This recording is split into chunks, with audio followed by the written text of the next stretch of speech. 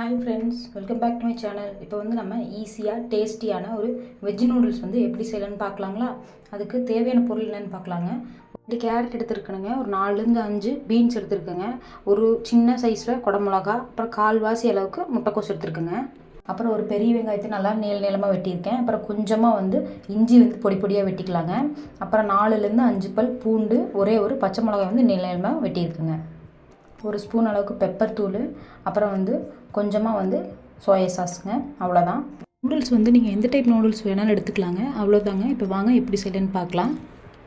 முதல்ல வந்து ஒரு பாத்திரத்தில் கொஞ்சமாக தண்ணி ஊற்றி, ஒரு ஸ்பூன் அளவுக்கு எண்ணெய் ஊற்றி, அப்புறம் கொஞ்சமாக உப்பு போட்டுட்டு நல்லா அது கொதி வர வரைக்கும் விட்டுறலாங்க.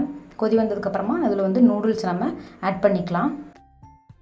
அது வந்து ஒரு 4லேருந்து 5 நிமிஷத்துலேயே நல்லா நூடுல்ஸ் வெந்துருங்க. வெந்ததுக்கப்புறம் வடிச்சிட்டு குளிர்ந்த நீரை கழுவி ஓரமாக வச்சிடலாம். இப்போ வந்து ஒரு வடச்சட்டியில் வந்து எண்ணெய் ஊற்றிக்கலாம். எண்ணெய் வந்து நல்லா சூடானதுக்கப்புறமா பொடி பொடியாக வெட்டி வச்சுருக்கிற பூண்டு, அப்புறமா இஞ்சி, இந்த ரெண்டையும் சேர்த்து நல்லா வணக்கி விட்டுக்கலாங்க. நல்லா வணங்க வேண்டியது இல்லைங்க, லைட்டாக வணங்கினாவே போதும். இந்தளவுக்கு இஞ்சி பூண்டு வணங்கினதையுமே வெட்டி வச்சுருக்கிற பெரிய வெங்காயத்தை ஆட் பண்ணிடலாங்க.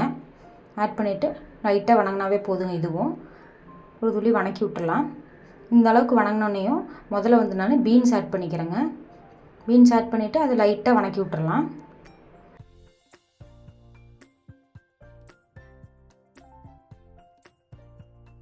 பீன்ஸ் வந்து ஒரு துளி வணங்கினதுக்கப்புறமா வெட்டி வச்சுருக்கிற கேரட்டையுமே முட்டைக்கோசையும் வந்து நான் இது கூட சேர்த்திக்கிறேனுங்க.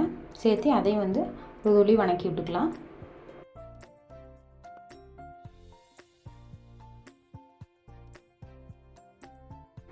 எல்லாத்தையும் கலந்து விட்டதுக்கப்புறமா இதுக்கு தேவையான அளவுக்கு ஒரு துளி மட்டும் உப்பு நான் சேர்த்திக்கிறேனுங்க. உப்பு சேர்த்திட்டு கலந்துக்கலாம்.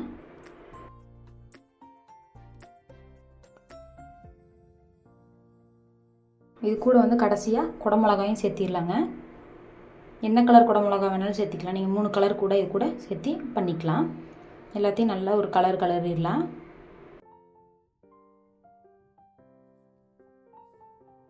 நல்லா கலர்னதுக்கப்புறமா வெட்டி வச்சுருக்கிற பச்சை மிளகாயும் நான் இது கூட சேர்த்திக்கிறேனுங்க.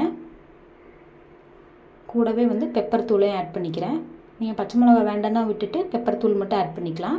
நான் ரெண்டுமே ஆட் பண்ணியிருக்கேன். பச்சை மிளகாவோட டேஸ்ட் வந்து இதில் நல்லாயிருக்கும். நல்லா கலக்கி விட்டுடலாங்க. கலக்கி விட்டுட்டு தண்ணி எதுவும் ஊற்றாமல் அப்படியே அது வந்து வேகணுங்க. இப்படி வெந்தால் தான் சூப்பராக இருக்கும்.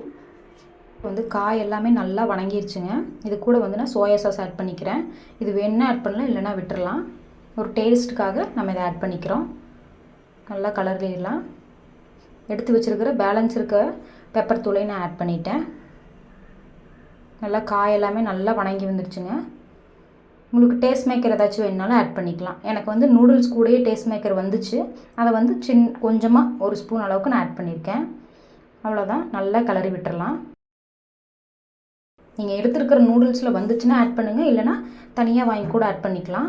நான் வாங்கின நூடுல்ஸில் அது கூட வந்திருந்தங்காட்டி சும்மா டேஸ்ட்டுக்காக நான் ஆட் பண்ணியிருக்கேங்க. அது இல்லைனாலும் ரொம்பவே சூப்பராக இருக்கும். அது இல்லாமல் கூட நீங்கள் சாப்பிட்டா டேஸ்ட்டாக இருக்கும். அவ்வளோதான். நல்லா நூடுல்ஸ் வந்து அந்த காயோட படுற மாதிரி நல்லா கலரிக்கலாம். அவ்வளோதாங்க. ஈஸியாக டேஸ்டியாக வந்து வீட்லேயே ஒரு வெஜ் நூடுல்ஸ் எப்படி செஞ்சுருக்கோன்னு பார்த்துருக்கோம். இது எப்படி இருக்குன்னு செஞ்சு பார்த்துட்டு கமெண்ட் பண்ணுங்கள், லைக் பண்ணி சப்ஸ்கிரைப் பண்ணுங்கள், ஷேர் பண்ணுங்கள். தேங்க்யூ.